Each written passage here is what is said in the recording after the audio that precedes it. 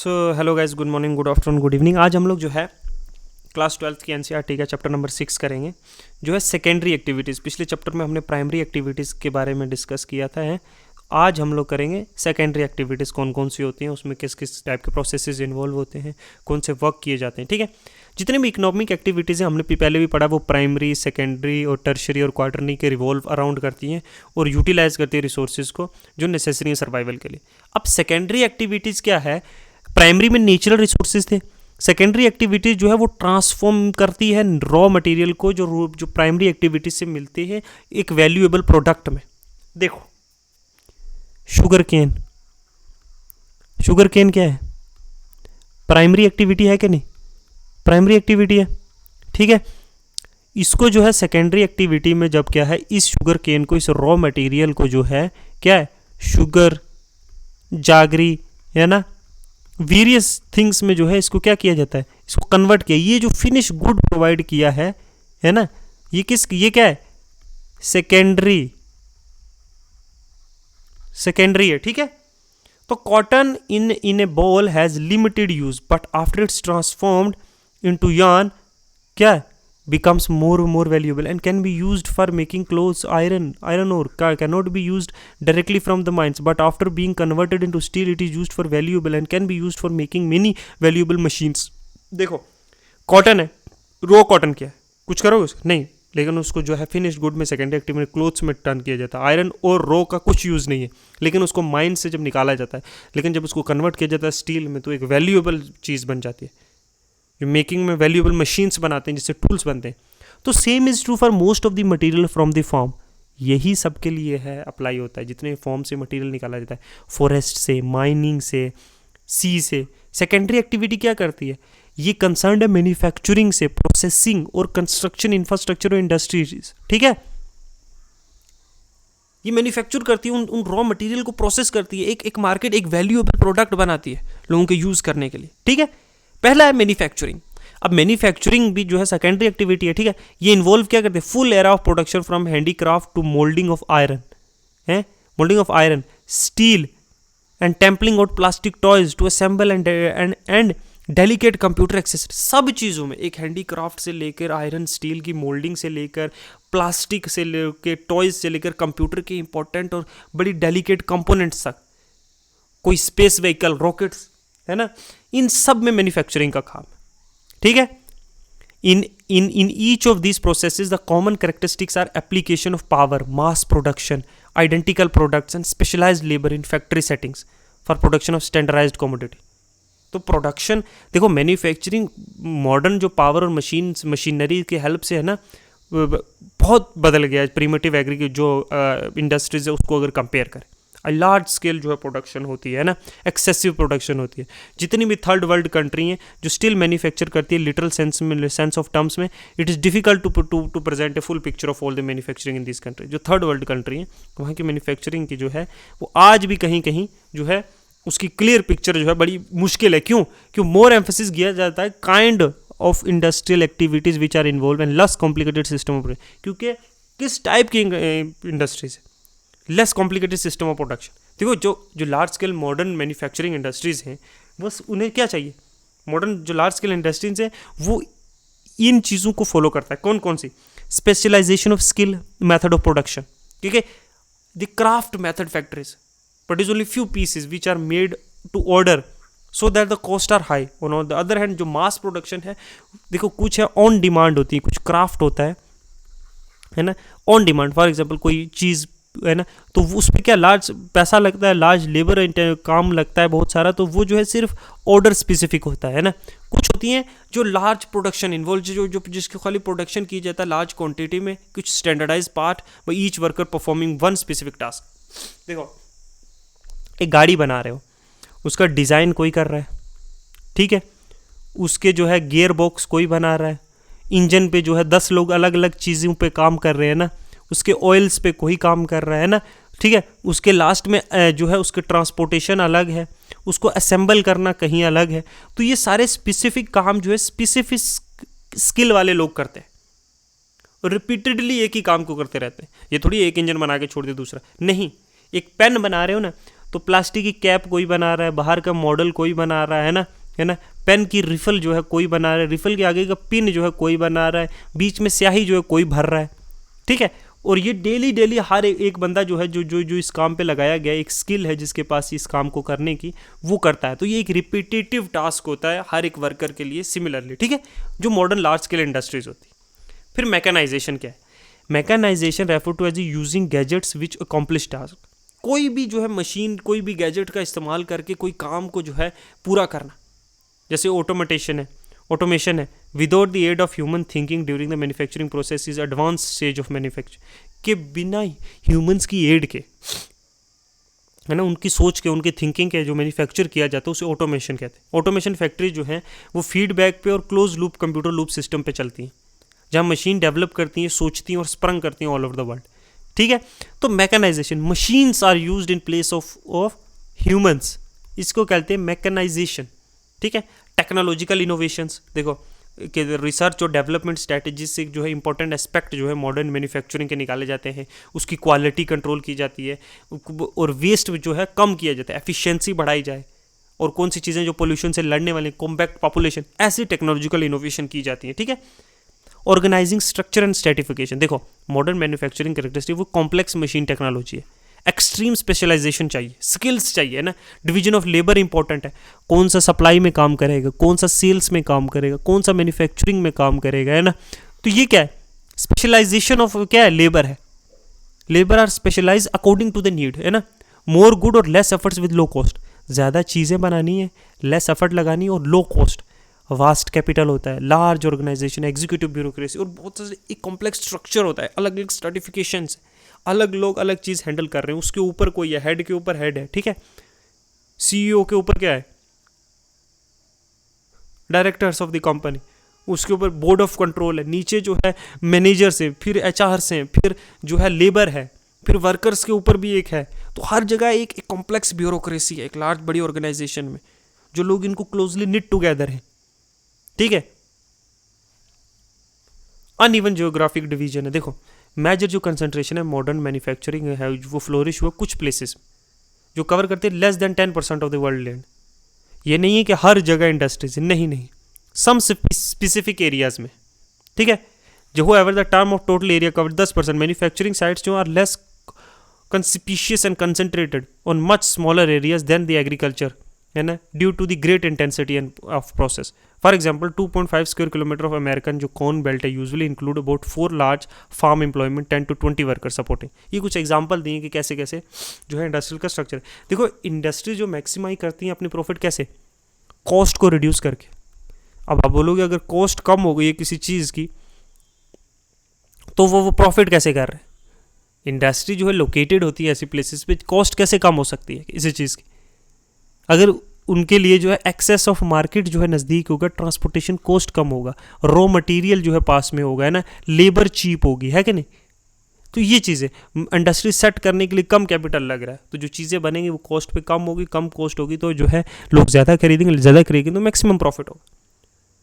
तो कुछ चीज़ें जो इन्फ्लुएंस करती हैं इंडस्ट्रीज़ के लिए, देखो एक्सेस, मार्केट का एक्सेस, मार्केट कितनी पास में, क्योंकि जो चीज़ तुम मैन्युफैक्चर करते हो एट द एंड वो आपको मार्केट पे पहुंचानी है ना, वहीं से तो बिकेगी।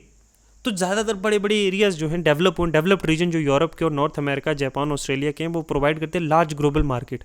परचेजिंग पावर जो है पीपल की हाई है। डेंसली पॉपुलेटेड एरिया जैसे साउथ और साउथ ईस्ट एशिया के हैं, ये भी बड़ी मार्केट्स हैं, ठीक है, मैन्युफैक्चरिंग की, ठीक है। जो चीज़ मैन्युफैक्चर करी है वो बेची जा रही है। एक्सेस रॉ मटेरियल का एक्सेस होना भी तो ज़रूरी है ना। ऐसे थोड़ी कि चलो कहीं पे भी फैक्ट्री सेट की, आप देखो कि छोटा नागपुर प्लेट्यू के साइड है ना, मयूरभंज, अच्छा ये कोल बेल्ट है, अच्छा तो यहाँ पे क्या है, एक्सेस टू रॉ मटेरियल है, आयरन से लेके कोल से लेके, आसाम में जो है ऑयल है तो वहाँ पे ऑयल फैक्ट्रीज होंगी। ये तो नहीं गुजरात में ऑयल फैक्ट्री होगी और आसाम से ला के यहाँ पे है, नहीं, यहाँ पे मार्केट कहाँ पे, गुवाहाटी है, बड़ी सिटीज़ है। तो जहाँ पे मार्केट और रॉ मटेरियल दोनों है वहाँ इंडस्ट्रीज होंगी। लेबर, चीप लेबर जहाँ पे होगी, क्योंकि लेबर जो है स्किल्ड लेबर होगी, मैन्युफैक्चरिंग जिनको स्किल आती होगी बनानी, वैसी लेबर जहाँ होगी। 3 फैक्टर। चौथा फैक्टर है पावर भी तो चाहिए, एनर्जी भी तो चाहिए, पास में कोई प्लांट भी तो होना चाहिए, कोल का एक्सेस होना चाहिए, थर्मल पावर बनाने के लिए, वो मशीन्स चलाने के लिए पावर तो चाहिए। 4 चीज़ें। 5वीं चीज़ होगी ट्रांसपोर्टेशन और कम्युनिकेशन, रोड्स रेलवेज होनी चाहिए ताकि वो जो फिनिश गुड है वो मार्केट तक पहुंचाया जा सके, है ना।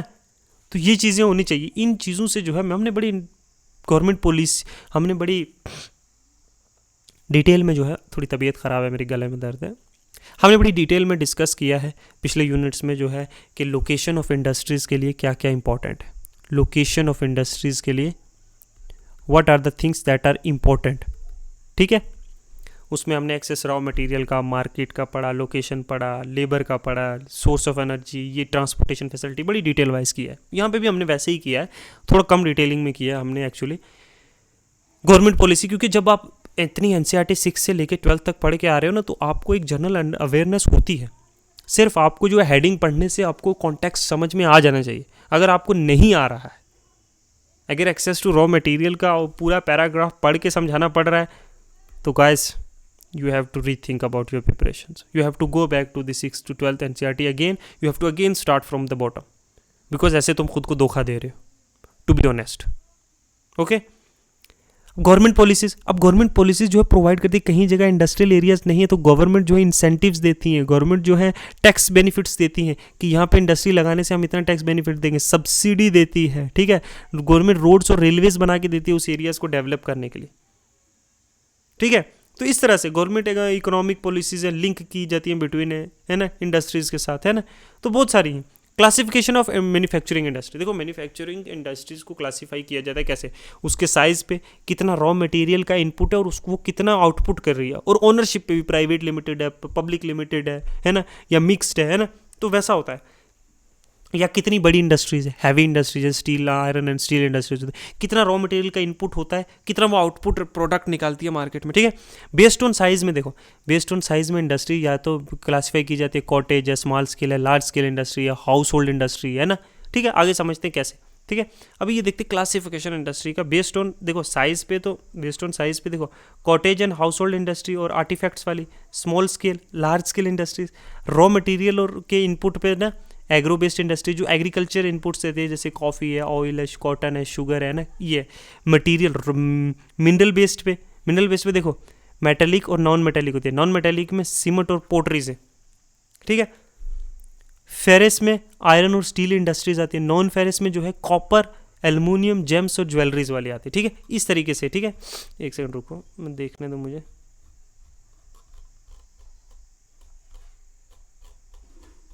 यहाँ आगे डिटेल में है, मैंने सोचा डिटेलिंग में नहीं होगा तो मैं आपको यहीं से आपको समझा दूँ।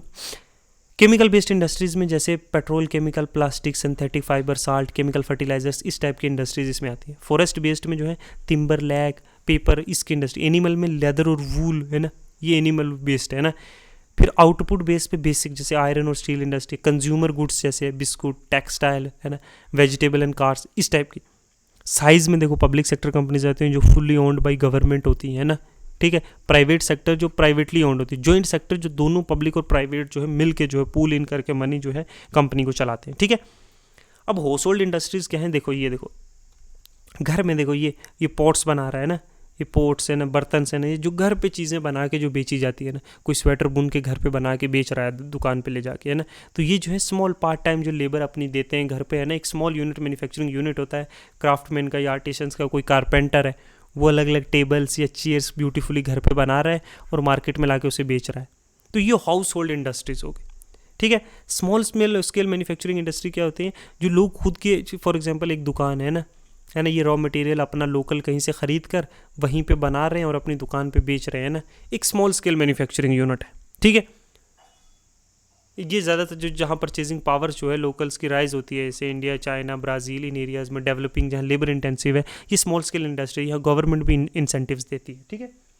फिर नेक्स्ट है लार्ज स्केल इंडस्ट्री। देखो लार्ज स्केल इंडस्ट्रीज तो आयरन एंड स्टील इंडस्ट्रीज़ हैं, जहाँ पे जो है रॉ मटेरियल, जो वेरियस रॉ मटेरियल का इनॉर्मस एनर्जी और स्पेशलाइज्ड वर्कर्स का यूज़ होता है, एडवांस टेक्नोलॉजीज़, जो बड़ी बड़ी इंडस्ट्रीज़ हैं इंडिया में भी, ऑटोमोबाइल इंडस्ट्री है, अच्छा आयरन एंड स्टील इंडस्ट्री है, कोल है, अच्छा पावर इंडस्ट्री है ना, ये बड़ी बड़ी रॉ मटेरियल इंडस्ट्री जो दुनिया में है ना, इनमें लार्ज स्केल इंडस्ट्रीज़ होती है। एग्रो बेस्ड इंडस्ट्री में देखो, एग्रो बेस्ड इंडस्ट्रीज़ जो है ना, जैसे juice, beverages, fruits, pickles, sugars है ना, स्पाइसेस, ऑयल, फैट, टेक्सटाइल है ना, इन चीज़ों का यूज़ होता है। इसमें फूड प्रोसेसिंग है, एग्रो जो है, फूड प्रोसेसिंग कौन सी, एग्रो बेस्ड, जैसे Canning, producing, cream, fruit processing है ना। अच्छा, ये प्रिजर्विंग टेक्नोलॉजी यूज़ की जाए, डाइंग फ्रेगमेंट, पिकल्स बनाए जाते हैं अचार से ना। ये लिमिटेड एप्लीकेशन है, इनका यूज़ होता है, ठीक है। मिनरल बेस्ड इंडस्ट्री जो मिनरल्स यूज़ करते हैं, आयरन जैसे सच एज आयरन है, स्टील इंडस्ट्रीज है, नॉन फेरस मिनरल्स जैसे सीमेंट का, ज्वेलरीज का,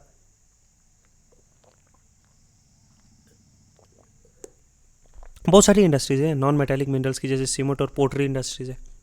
मैंने आपको केमिकल बेस्ड इंडस्ट्री बताई जिसमें सिंथेटिक फाइबर्स, केमिकल इंडस्ट्री जो है रॉ मटेरियल जैसे सॉल्ट है, केमिकल इंडस्ट्री में सल्फर, पोटाश, इनका यूज़ होता है, पेट्रोकेमिकल है ना। तो ये फॉरेस्ट बेस्ड यूज, जो फॉरेस्ट का रॉ मटेरियल यूज़ करते हैं, जो अभी हमने ऊपर समझाया है ना।